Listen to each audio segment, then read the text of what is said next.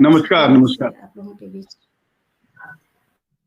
हाँ एक talk show लेकर फिर से उपस्थित हुई हूँ और बहुमुखी प्रतिभा के धनी सृजन बंदेन से आज हमारी खास बातचीत रहेगी। आज के अग्रसर के ताजा अंक पर हमारे साथ जुड़े हैं एक और दिग्गज शख्सियत, उनका बहुत बहुत स्वागत और अभिनंदन। गंगा और योग नगरी मुंगेर बिहार से आने वाले श्री जैन कला के उपासक होने के साथ साथ गहरे सामाजिक सरोकार से जुड़े व्यक्ति हैं। आप बिहार प्रदेश एवं कला समिति के संयोजक हैं, साथ ही आप भारत विकास न्यास में विकलांग सेवा के सदस्य हैं। इसके अतिरिक्त आप मुंगेर चैम्बर ऑफ कॉमर्स में कला संस्कृति प्रकोष्ठ के अध्यक्ष हैं, साथ ही राष्ट्रीय चयनकर्ता समिति संस्कृति मंत्रालय के सदस्य भी हैं। बहुमुखी प्रतिभा के धनी श्री जैन वाणिज्य स्नातक और संगीत से गहरा सरोकार रखते हैं। आपने स्वर सम्राट पंडित चंद्रशेखर खान और सशास्त्रीय संगीत उपशास्त्रीय विद्या का ज्ञान एवं वर्तमान में उच्च स्तरीय तकनीक ज्ञान हेतु बनारस घराने के संगीतज्ञ पंडित गिरीन्द्र चंद्र पाठक पप्पू जी महाराज के मार्गदर्शन में साधनारत हैं। तो आपका अग्रसर के मंच पर आप पहली बार पधारे हैं, बहुत बहुत स्वागत और अभिनंदन आपका। धन्यवाद। मैं चाहूंगी कि आप एक बार अपना परिचय खुद दे दें दर्शकों को। अग्रसर के मंच पर तमाम दर्शकों का हम हृदय से अभिनंदन करते हैं और इंदु जी का आभार प्रकट करते हैं कि आपने इस मंच पर मुझे बुलाने का अवसर दिया है। बहुत बहुत धन्यवाद। परिचय इतना ही कहेंगे कि हम कला के विद्यार्थी रहे हैं, परा सेवा में मेरी रुचि रही है और आध्यात्मिक गुरुजनों की सेवा में भी मेरी रुचि रही है। एक साधारण परिवार में मेरा जन्म हुआ जो व्यवसायी परिवार रहा है। 6 भाइयों का परिवार रहा है। माँ शारदा की बड़ी कृपा रही है इस परिवार पे। इस परिवार में एक पद्मश्री हैं, एक बड़े चित्रकार हैं। मेरा विषय गायन रहा है। मेरे छोटे लड़के तबला बनारस घराने से सीख रहे हैं। इस प्रकार से पूरा परिवार ही संगीत से जुड़ा है और संयोग ऐसा भी रहा कि विवाह मेरा बंगाल में हुआ तो बंगाल के लोक संगीत, बिहार के लोक संगीत, शास्त्रीय संगीत, ठुमरी, चैता, इन गायकी को भी सीखने का अवसर मिला और संगीत प्रभाकर और संगीत विशारद से वोकल में प्रथम श्रेणी रहे। विषय संगीत की गहराइयों को रिसर्च करना, गाना, सुनना, गाने में कुछ नई चीजों का सृजन करना, यह शुरू से प्रयास रहा। जैन धर्म के अभी भी हाल में एक साधु आचार्य विद्यासागर जी महाराज देवलोक हो गए। उनके 50वें दीक्षा समारोह में एक 6 गीतों की रचना आई थी और उसमें हमारे गुरुदेव की इच्छा थी कि इंडियन फोक म्यूजिक पर, माने देश की जो लोक परंपरा है, उन धुनों पर भजन बनाए जाएं, फिल्मी धुनों पर नहीं बनाए जाएं। इंदु जी, फिल्मी धुनों से मेरा कोई विरोध नहीं है, लेकिन हमारी जो लोक परंपरा और लोक गीत की जो हमारी जो देश की जो संस्कृति रही है, जो हमें विरासत में प्राप्त हुआ, वह समृद्ध है अपने आप में ही। तो अगर उसमें डूबा जाए तो लोग इधर उधर नहीं जाएंगे, ऐसा मेरा मानना है। और ऐसे संगीतकारों में मैंने देखा रविंद्र जैन साहब को भी लोक धुनों का प्रयोग करते थे और भारतीय साजों का ही प्रयोग करते थे। हमारे गुरुजी भी यही बात कहा करते थे। खान साहब, पंडित चंद्रशेखर खान साहब, आप किराना घराने के थे और किंतु पकड़ उनकी बनारस और किराना दोनों में थी। बाद में नरसिंह गुरुजी और बाद में पंडित चंद्रशेखर खान साहब के जाने के बाद मैंने प्रभाकर किया और वह पंडित गिरीन्द्र चंद्र पाठक जी यानी पप्पू जी महाराज, जो मुझे अपना छोटा भाई भी मानते हैं, लेकिन सब पूछा जाए तो मैंने उनसे सुर लगाने की बहुत सी चीजें और ताल सीखा है। यही ईमानदारी है। तो यही करते करते लगभग 15-16 वर्ष आकाशवाणी भागलपुर का मैं नियमित कलाकार भी रहा।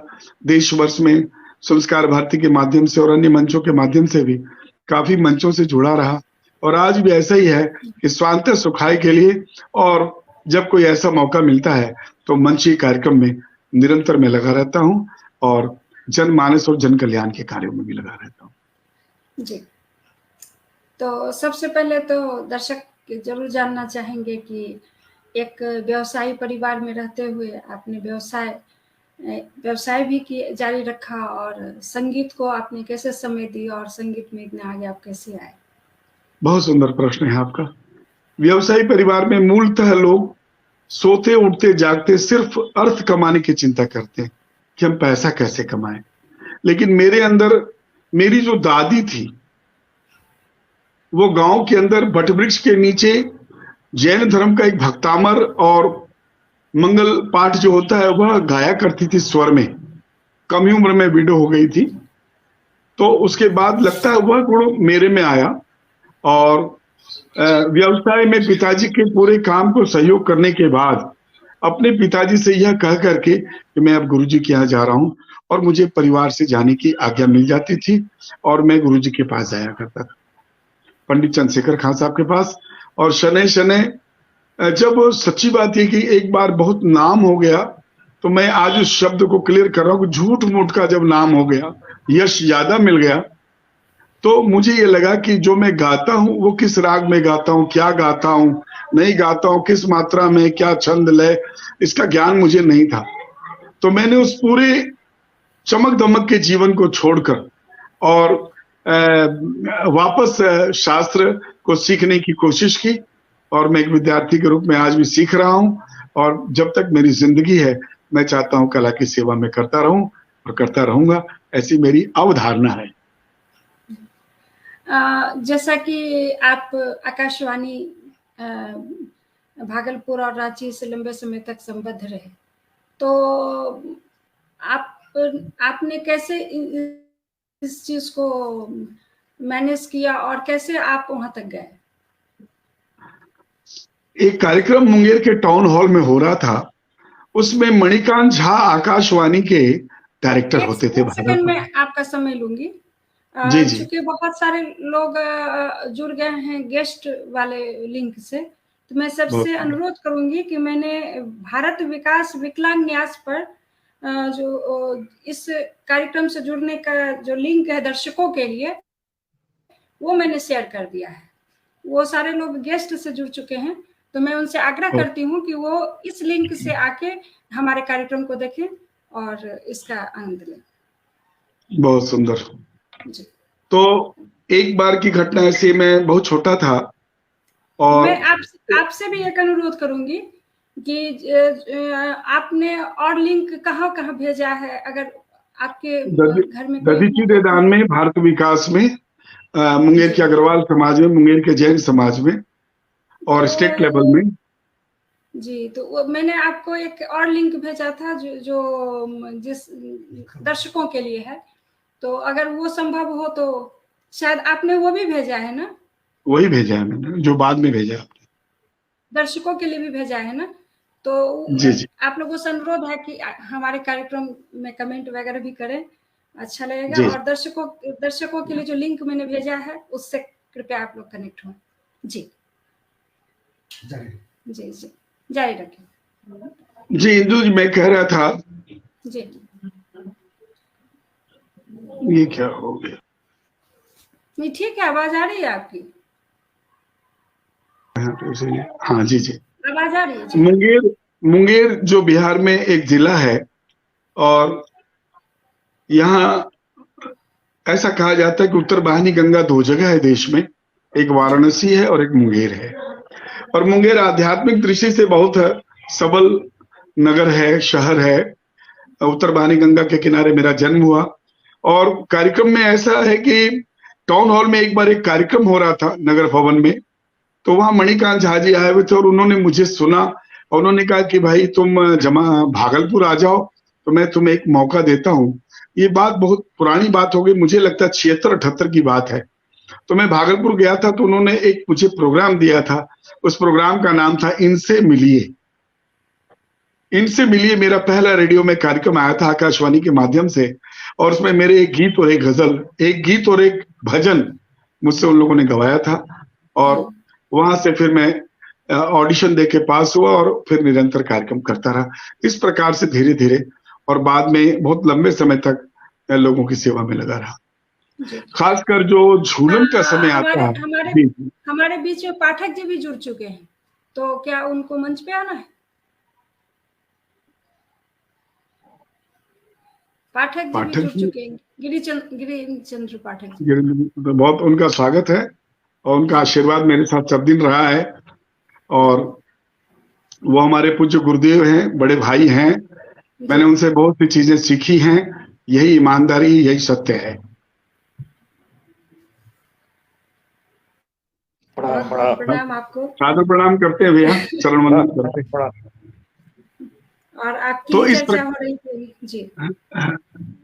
तो इनके सानिध्य में मैंने कैसे सुर लगाना चाहिए, कैसे बैठना चाहिए, कैसे गाना चाहिए, ये चीजें मैंने इनसे सीखी। चूंकि भाई साहब बहुत बड़े उस्ताद के आप भी शिष्य रहे, और पंडित छोटेलाल जी के आप शिष्य रहे, और जब इन्होंने गुरु शिष्य परंपरा में आकर अपने गायन शैली को और अपने वादन शैली को इन्होंने राष्ट्रीय स्तर ही नहीं, अंतरराष्ट्रीय स्तर पर पहुंचाया गिरीन्द्र जी ने।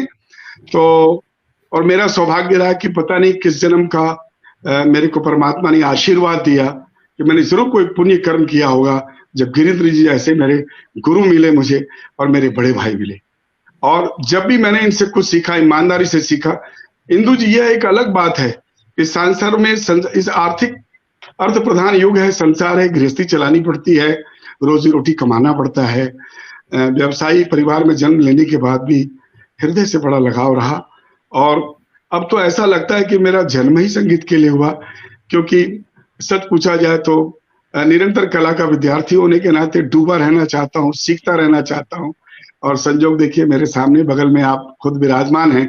इनका आशीर्वाद हर समय हमारे साथ है। हर पल महसूस करता रहता हूँ कि मैं कुछ थोड़ी भी चीज सुनाऊं तो सुर में इनके आशीर्वाद के बिना कुछ हो नहीं सकता। यही सत्य है। तो मैं आपसे ये भी जानना चाहूंगी कि एक शिष्य के तौर पर आप कैसे इनको देखते हैं? एक शिष्य के तौर पे कैसे देखते हैं? एक मुझे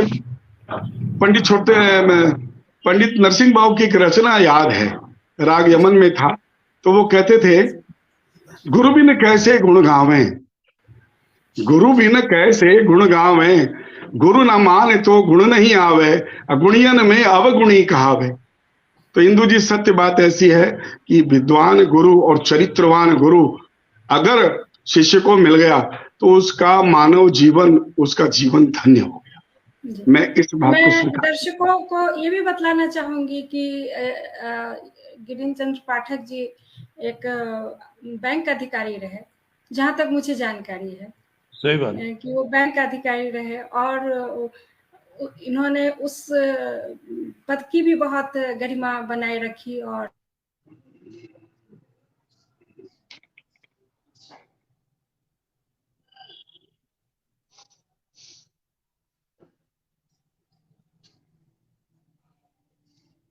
हेलो हेलो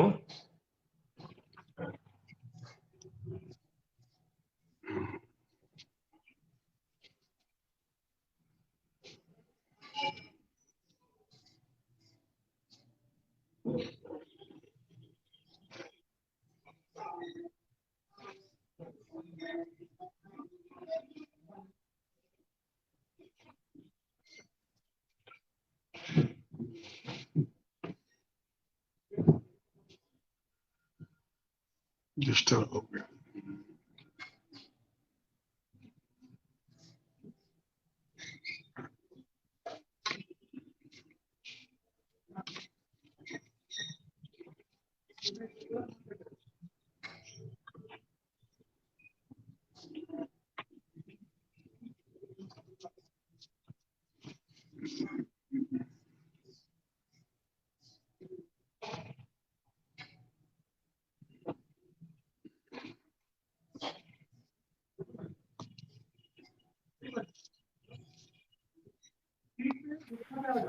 जी, थोड़ी देर के लिए फिर से व्यवधान आ गया था इधर से, पता नहीं कनेक्शन में क्या, इंटरनेट में कुछ प्रॉब्लम आ रही है। तो मैं कह रही थी कि इनके बारे में मैं कह रही थी कि मैंने भी एक मुंगेर में जो इनके लिए माहौल देखा, और इनकी जो मैंने वहाँ पे इनके द्वारा जो शिष्यों की परंपरा वहाँ देखी वो भी अद्भुत था।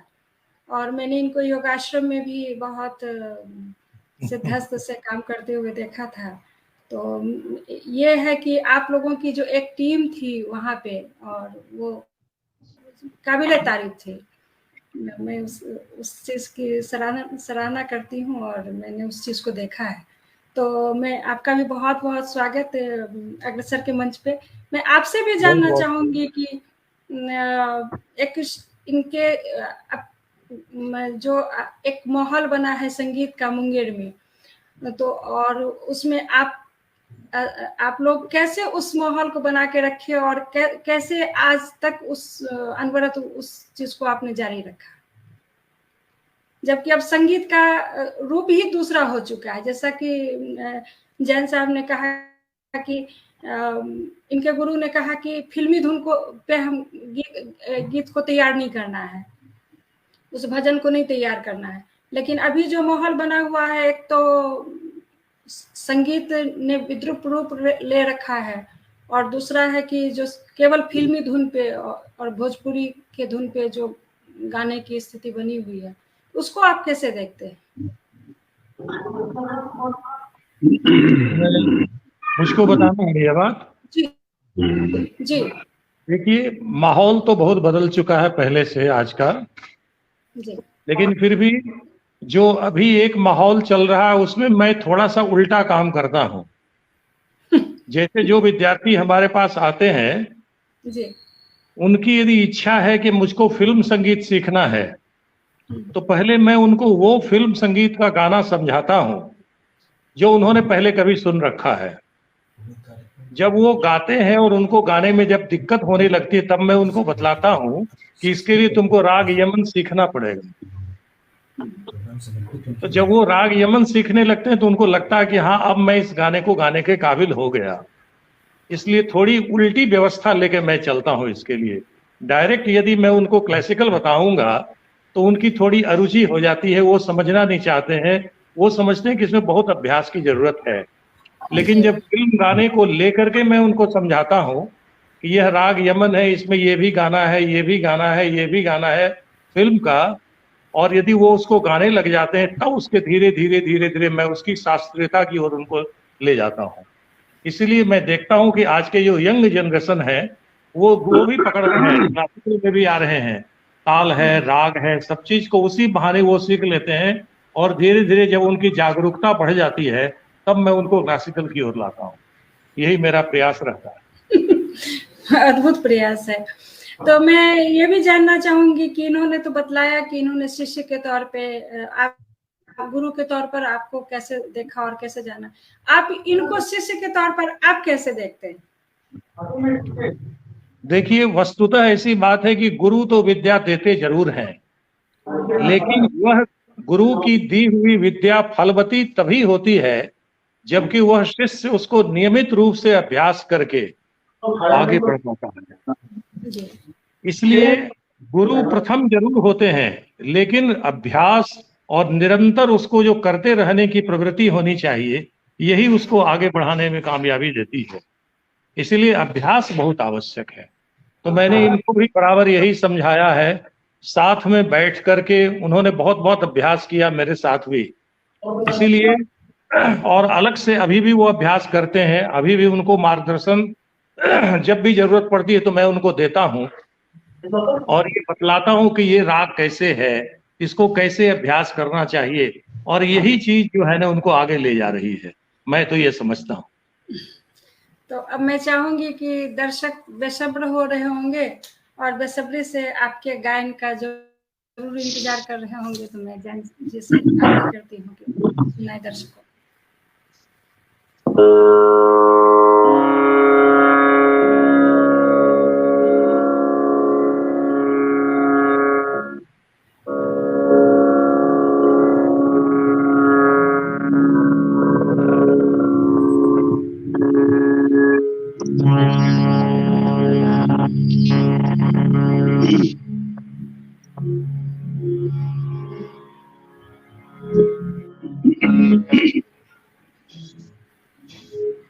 शांताकारं भुजगशयनम् पद्मनाभम् सुरेशम् विश्वधारम् गगन सदृशम् मेघवर्णम् शुभम् लक्ष्मीकान्तम् कमलनयनम्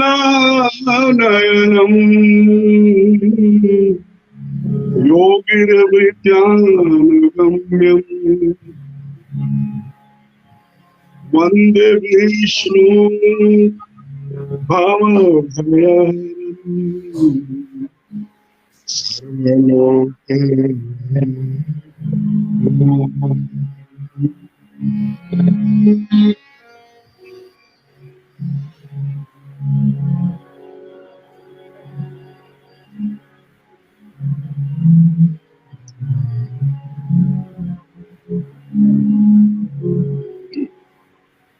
तुम बिन मोरी मोरी कौन खबर ले गोवर्धन गिरधारी गोवर्धन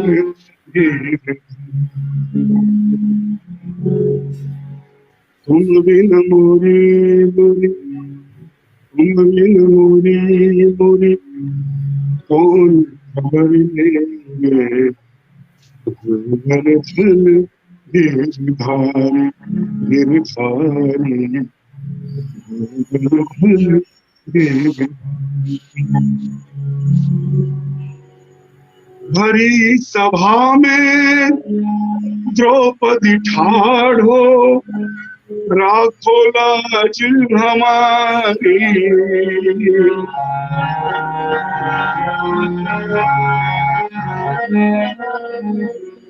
भरी सभा में द्रौपदी ठाढ़ो राखो लाज हमारी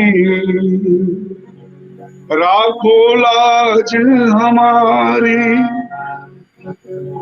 राखो लाज हमारी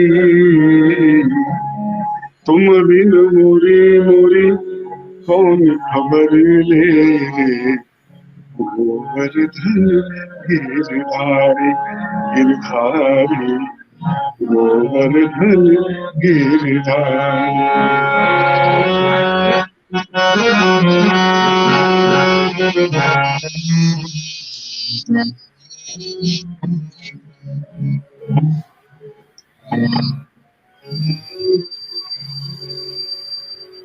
मीरा कहे प्रभु गिरधर नागर मीरा कहे प्रभु गिरधर नागर चरण कमल बलिहारी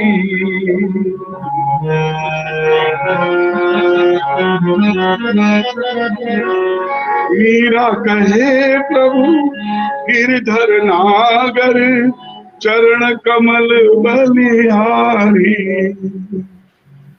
गोवर्धन गिरधारी श्यामल कृष्ण मुरारी तुम बिन मोरे मोरे कौन खबर ले गोवर्धन गिरधारी गिरधारी गोवर्धन गिरधारी गिरधारी कृपा करो हे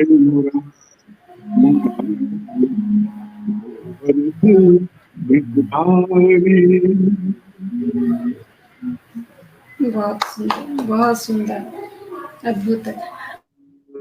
जैसा कि मुझे जानकारी है, आपने तो मुझे नहीं कहा है, लेकिन मुझे जैसा जानकारी है कि आप अलग अलग बिहार के जो भी सौंधी मिट्टी है लोकगीत की, उसमें अलग अलग जैसे मैथिली हो गया, भोजपुरी हो गया, अंगिका हो गया, सब में आपने अपना राग दिया है। तो उसमें मैं चाहती हूँ कि दर्शकों को जरूर सुनाएं। देखिए, सच्चाई है कि राग तो मैंने दिया नहीं है, अच्छा। किंतु जिनसे मैंने सीखा उसमें पाठक जी भी हैं, और अब एक देवलोक हो गए कमलेश जी, उनकी भी कुछ रचनाएं हैं जो आज भी एक डब्बे में बंद है। सच्चाई है कि अगर इन चीजों को इंटरलूड फुल म्यूजिक के साथ अगर लाया जाए सामने में, तो आज के परिवेश में जितनी चीजें बजाई जा रही, गाई जा रही, उनसे ये चीजें कम नहीं होगी, जिसमें कुछ विद्यापति जी की रचनाएं हैं, कुछ कमलेश जी के संकलन है, और वो कुछ हम लोग को उनके साथ रहने का सौभाग्य मिला, तो उनसे कुछ सीखने को मिला। वो तो देवलोक हो गए, लेकिन ऐसा लगता है कि वो आज हम लोग के बीच में है। आदमी का आना जाना तो दुनिया में लगा रहता है। तो लीजिए, मैं उनकी एक रचना सुनाता हूँ आपको, जो हमने उनसे सीखी थी। रचना एक्चुअल में ये मैथिली में है, जो जिस भाषा में कि आप जानकार हैं। तो आपका परिवार भी चूंकि मिथिलांचल परिवार में हुआ है, मैं जानता हूं, तो उनकी एक रचना जो हमने उनसे सीखी वो मैं आपको सुना।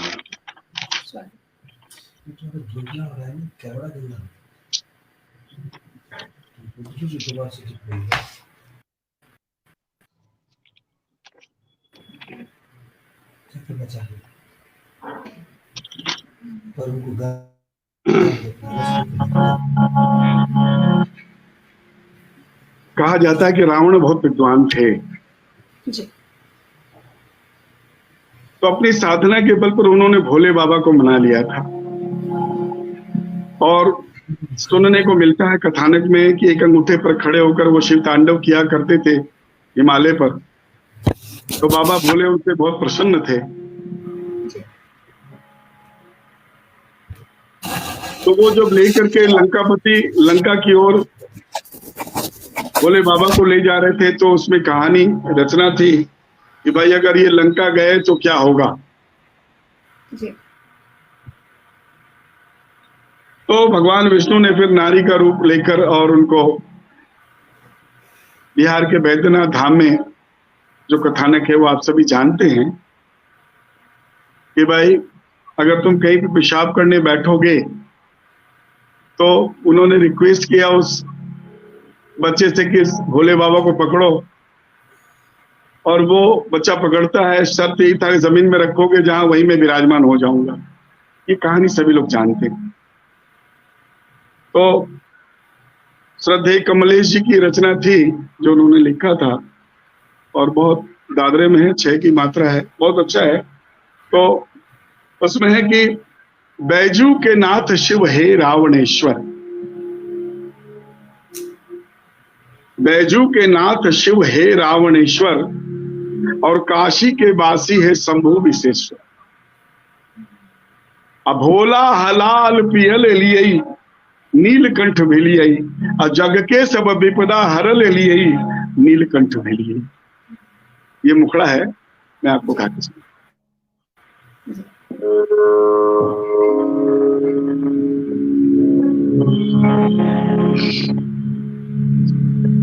बैजू के नाथ शिव हे रावणेश्वर,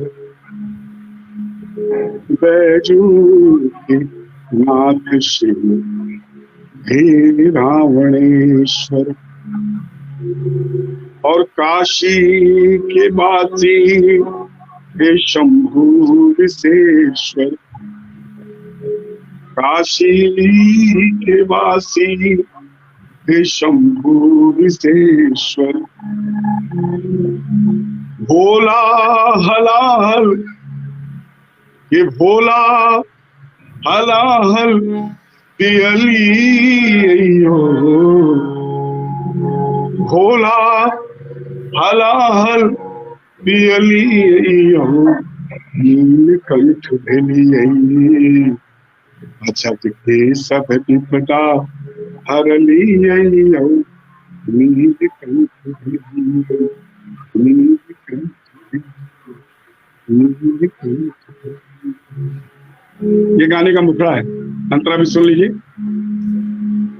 कि भस्म रमौने छी, भस्म रमौने छी, अंग में भोला, और भोर सांझ पावत छी भांग,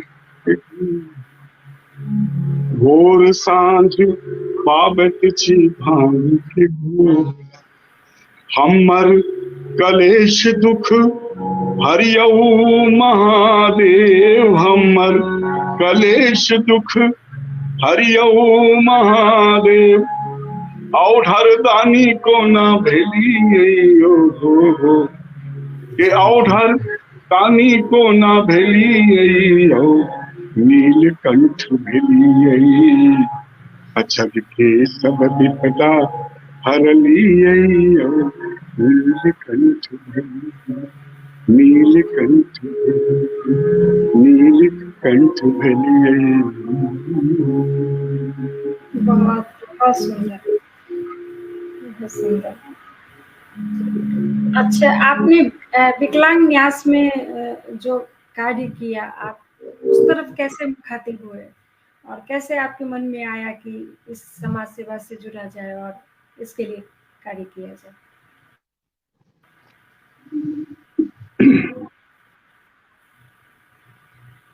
शुरू से ही मेरे परिवार का जो परिवेश रहा है, जिसमें मेरे माताजी पिताजी, कुछ देने की प्रवृत्ति रही है,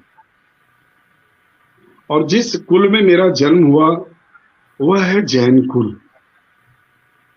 हम वीतराग प्रभु को मानते हैं और रागी दुनिया में रहते हैं। तो रागी होने के कारण कहीं न कहीं मनुष्य को यश की लालसा होती है। रागी होने के कारण कहीं कहीं संसार में झूठ मूठ के यश की प्राप्ति भी मिल जाती है लोगों को। कार्य करते करते उम्र बीतती चली गई। यह भी मालूम है कि कितना दिन मनुष्य को रहना है, एवरेज 70, 80, 60 पार हो गया तब तक कुछ दुनिया समझ ही नहीं पाए। सुर संगीत स्वांत सुखाय के लिए आनंद का विषय रहा है। पप्पू जी जैसे लोग, खान साहब जी जैसे लोग, बुलबुल जी महाराज जी जैसे लोग, आनंदी झा जी जैसे लोग के बीच रहने का सौभाग्य मिला। बंसी जी जैसे लोग, विद्वानों के बीच में रहने का सौभाग्य मिला।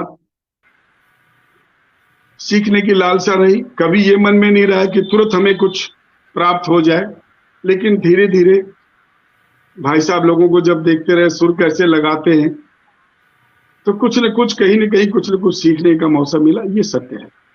उम्र बढ़ता गया तो मेरे ही परिवार में मेरे बड़े भाई पद्मश्री हुए। पद्मश्री उनको भारत सरकार ने सम्मानित किया।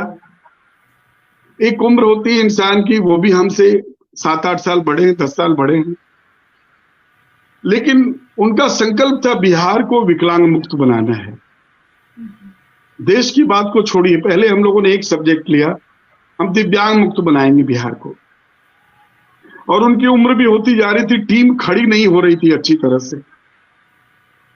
तब तक पटना और पटना के आसपास के कुछ जिलों में काम खड़ा हो गया था।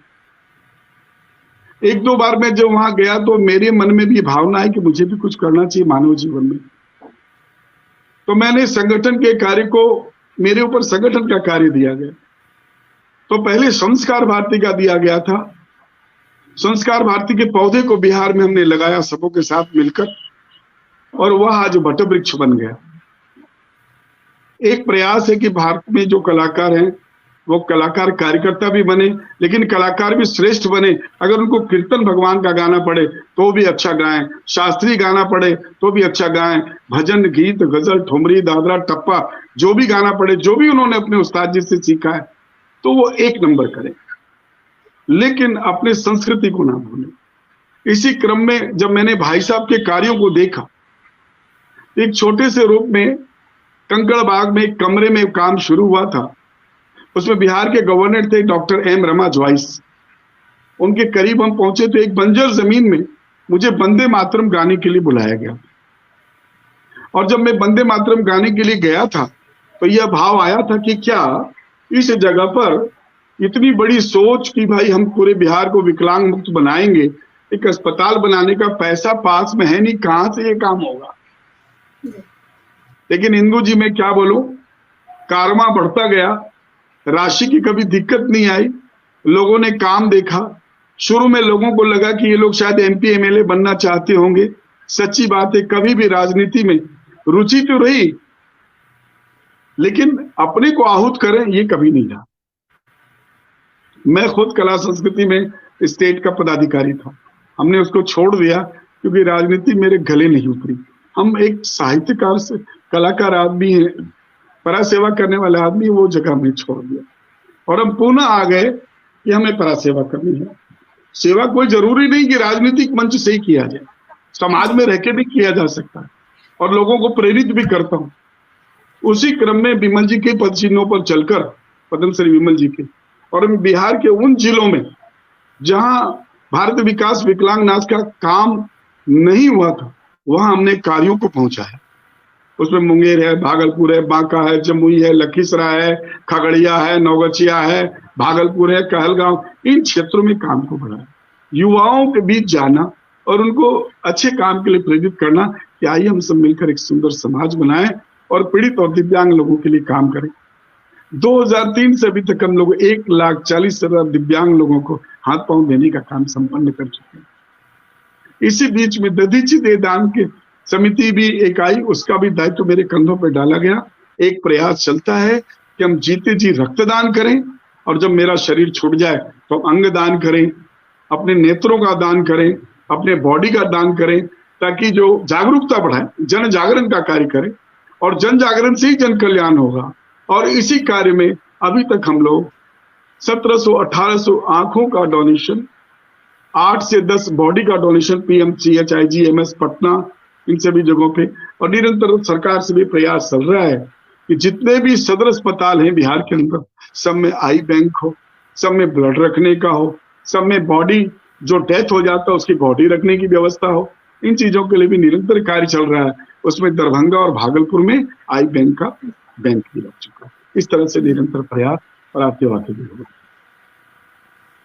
मैं दर्शकों को, आपको जो सम्मान मिला है, मैं चाहती हूँ कि वो भी दर्शकों के बीच में साझा करूं। मैं चाहता हूँ कि आपको बंगला में एक रचना सुनाऊं आपको जी। मैं क्योंकि मेरा जब विवाह हुआ तो मैंने अपनी पत्नी से वो गाना सीखा, वो आपको मैं सुनाना चाहता हूँ, एक कड़ी, अगर आप चाहें तो सुनाऊं। उसमें एक ही भाव है, पहले मैं आपको बता दूं कि हे प्रभु, अगर मेरा दोबारा जन्म हो तो इसी भारत भूमि के लिए हो और मैं मरूं तो भारत के लिए मरूं। ये भाव उसमें छिपा है। बहुत पॉपुलर सॉन्ग है, उसके रचयिता हैं डीएल रॉय, आवाज मेरी है। और आज बंगाली भी इस बात को आश्चर्य करते कि निर्मल जी एक बिहारी होकर के बंगाला कैसे कर रहे थे, कि मैं आपको बंगला सुना रहा हूं।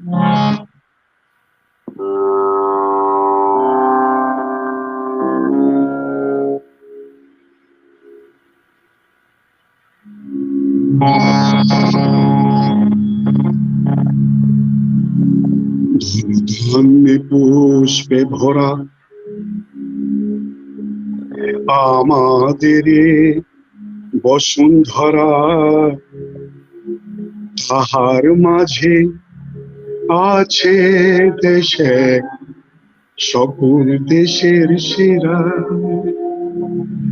ও সে স্বপ্ন দিয়ে তৈরি সে দেশ, স্মৃতি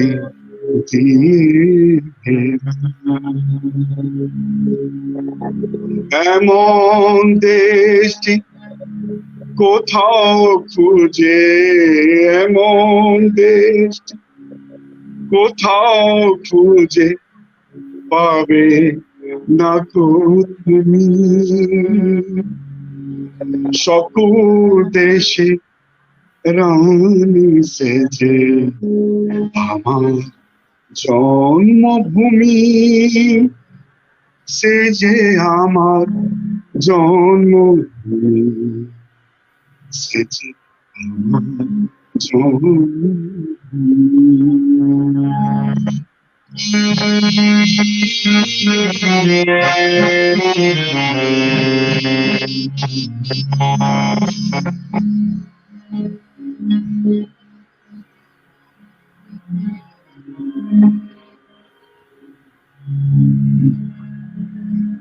रहे माए है तो सेज भावा जौन भूली।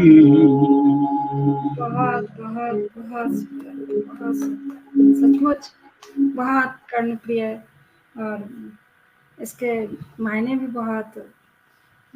अब तो भोजपुरी में भी एक विलुप्त होती हुई रचना मैंने तैयार किया था, लेकिन आज समय अभाव लगता है, फिर किसी उसमें सुनाएंगे आपको।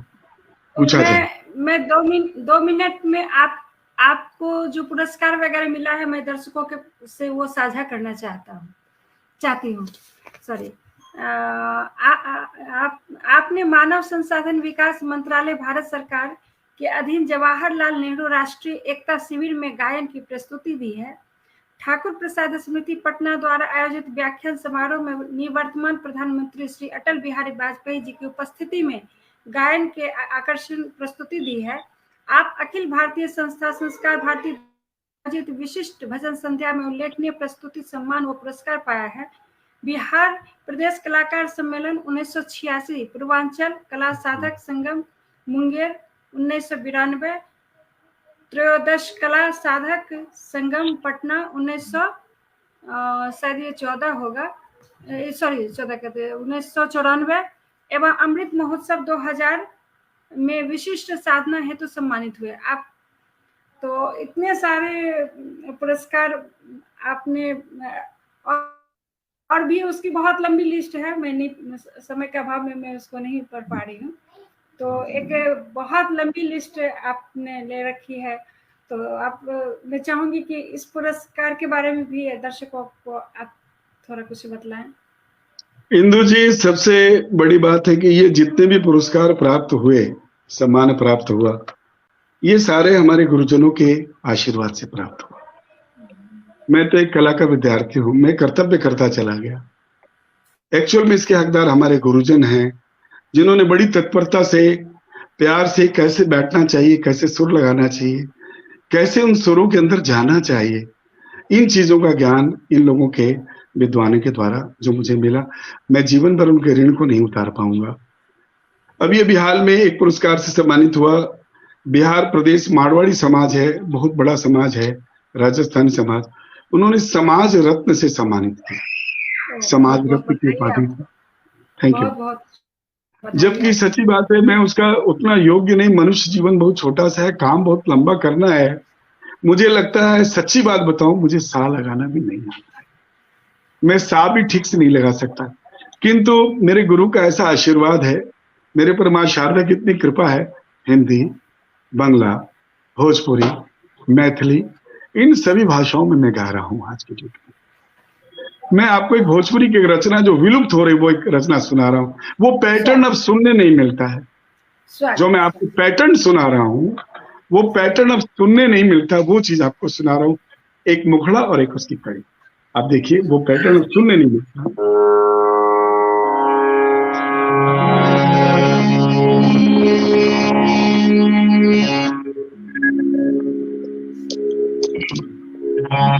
एक्चुअल में इस गायकी को पटगम्मी बोलते हैं। यह शैली विलुप्त हो गई लगभग। इतने ऊंचे सुर में अब गाने वाले हैं नहीं, और जो हैं उनको कोई पूछता नहीं, जैसे मैं हूं। अंग्रेज काला पानी में जब क्रांतिकारियों को अंडमान निकोबार ले जाते थे, उनको जो भोजन कराया जाता था तो लकड़ी पर भोजन बनता था, और कोयला जो होता था उससे वो दीवारों पर शहीदी लिखते थे। तो जो शहीदी लिखते थे उसमें इस रचना को भी लिखते थे, और अपने देश भारत भूमि को याद।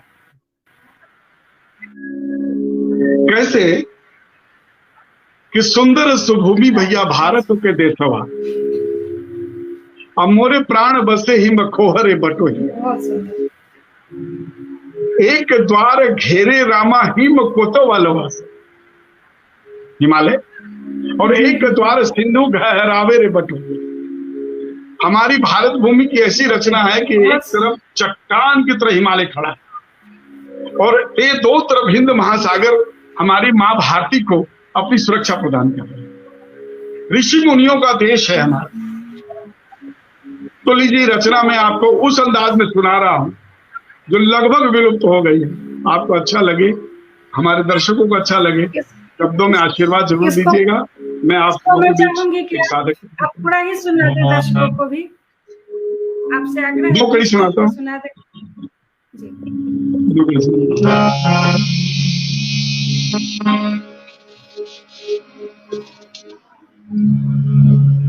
सुंदरा सुभूमि भैया, सुंदर सुंदर सुंदर सुभूमि भैया, भारत के देशवासी मेरे प्राण बसते हरे बटुइया। फिर से के सुंदर सुभूमि भैया, भारत के देशवासी मोरे प्राण बसे हरे बटुइया। एक द्वार गिरे रामा, एक द्वार गिरे रामा, को बलवासे। एक द्वार सिंधु घर मेरी बटुइया, तीन द्वार सिंधु घर मेरी बटुइया। सुंदर सुभूमि भैया, भारत के देशवासी मोरे प्राण बसते हरे बटुइया।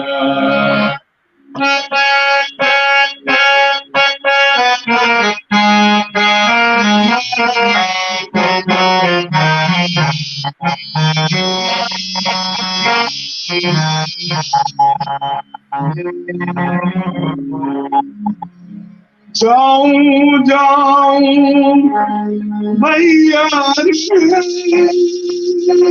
भैया रे, जाऊं जाऊं भैया रे, जाऊं जाऊं भैया रे, बटोही हिंद देखिया, जहाँ वहाँ गुरु की कोई गावे रे बटोहिया। पवन सुगंध मंद अमर चंदन वासे, कामिनी विरह राग गावे रे बटोहिया।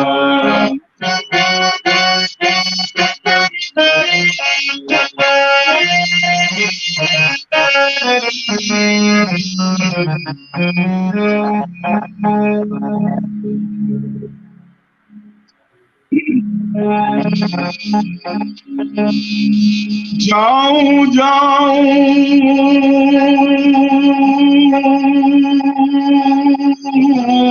जाऊं जाऊं भैया रे, जाऊं जाऊं भैया रे, बटोही हिंद देखिया, जहाँ ऋषि चारों वेद गावे रे बटुहिया।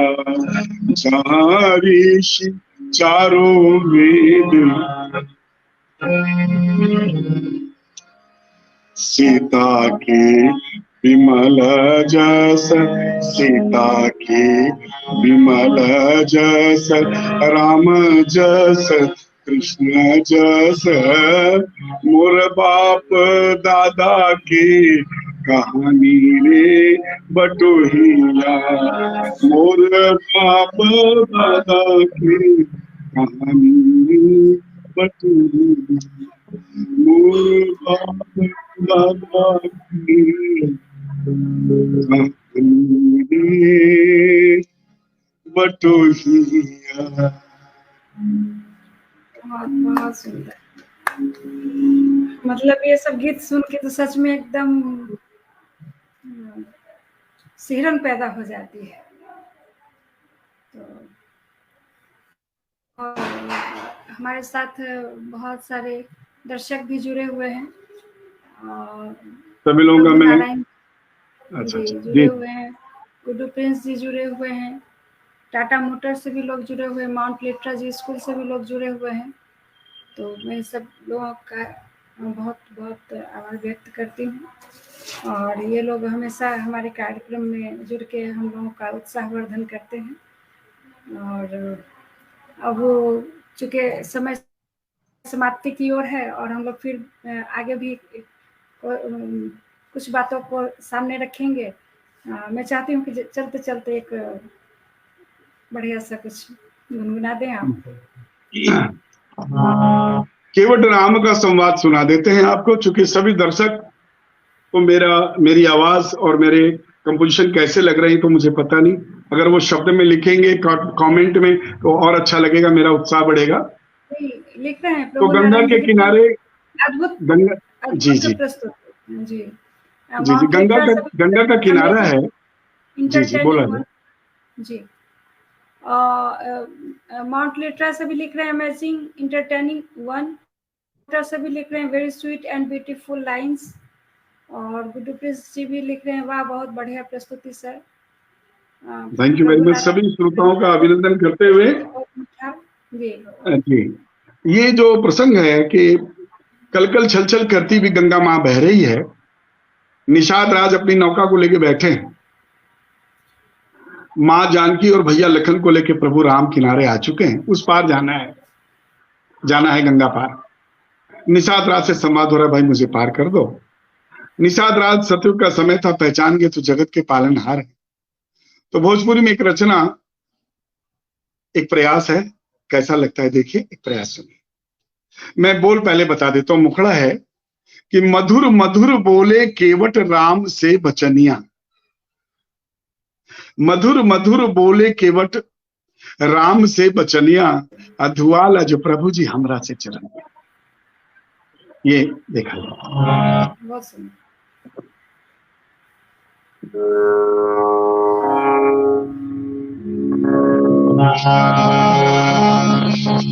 मधुर मधुर बोले केवट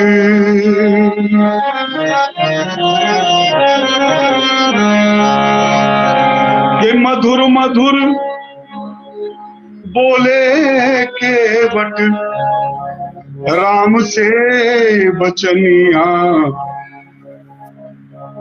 के मधुर मधुर बोले केवट राम से बचनिया, रघुवाल आज प्रभु जी हमरा से चरनिया, रघुवाल आज हमरा से चरनिया,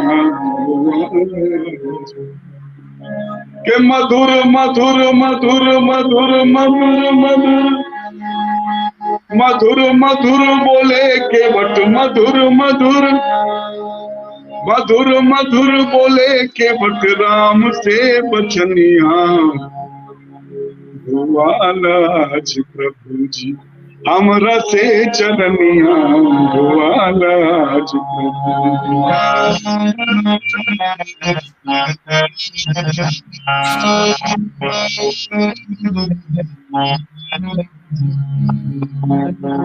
तहरु चरण के बड़ाई हम जानीला, तहरु चरण के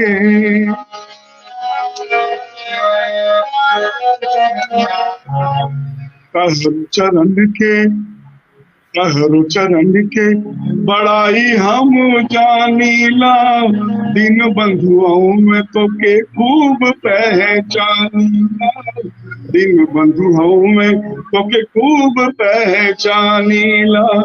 तारो चरनिया बा, तारो चरनिया बा, सबके चरनिया धोवाल आज प्रभु, हमरा से चरनिया धोवाल आज प्रभु जी, हमरा से चरनिया धोवाल आज प्रभु जी, हमरा से चरनिया धोवाल आज प्रभु जी। मैंने सुना है कि आपके कोमल पांव के स्पर्श से अहिल्या तारित हो गई। तो 4 पंक्ति गा के अपनी वाणी को विराम दूंगा, सुन लिया जाए कि पत्थर से नारी कैला, पत्थर से नारी कैला, पत्थर से नारी कैला, जग में प्रचारवा, कठवा के नैया कि कौन नीच तारवा, कठवा के नैया कि कौन नीच तारवा।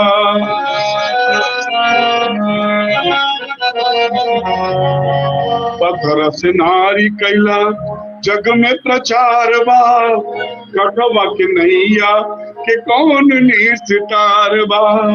यहीं से पाली ने आपन, यहीं से पाली ने आपन 7-5 पदनिया, धुआल आज, धुआल आज, धुआल आज प्रभु जी, हमरा से चरनिया धुआल आज, धुआल आज, धुआल आज प्रभु जी।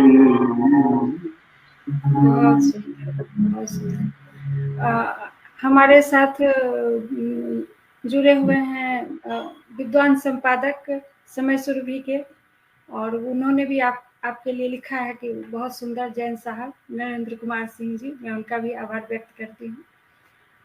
वो हमेशा कार्यक्रम से जुड़ के हमारा उत्साहवर्धन करते। बहुत और मैं उनका जी, तो एक बार मैं चाहती हूँ कि पाठक जी भी अगर मंच पे आ जाए तो मैं 2 शब्द उनसे बात करके, तो मन तो नहीं भरा। मैं आप मुझे एक चीज का, यहाँ पे हम लोग हैं तो आपकी उपस्थिति में एक संगीत का मैं चाहूंगी कि हमारे मंच पे संगीत का समा बंधे। तो जब भी आप हमें आदेश देंगे मैं तैयार रहूंगी आप लोगों को अपने मंच पे लाने के लिए।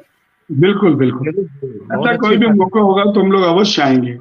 बहुत बढ़िया प्रयास है, बहुत अच्छा प्रयास है, बहुत अच्छी बात है कलाकारों के लिए जी। तो बहुत बहुत आप लोगों का आभार, धन्यवाद आप लोगों। प्रणाम प्रणाम। सभी श्रोताओं का भी अभिनंदन करते हैं और आप लोग का आशीर्वाद बना रहे इसी मंगल भावनाओं के साथ। हम लोगों का एक प्रयास है कि इस मंच के जरिए आपके जैसे महान लोग से जुड़े और दर्शकों के बीच भी आप लोग रूबरू होते रहें, और दर्शक भी जाने कि हमारे बीच कैसे कैसे लोग, इतने महान लोग सब छुपे हुए हैं। तो एक मौका मुझे भी दे इन सब चीजों को सबके सामने लाने का। बहुत बढ़िया, बहुत अच्छा, बहुत अच्छा, बहुत सुंदर, बहुत सुंदर। आप लोगों का बहुत बहुत धन्यवाद। बहुत बहुत धन्यवाद आपको, बहुत बहुत धन्यवाद।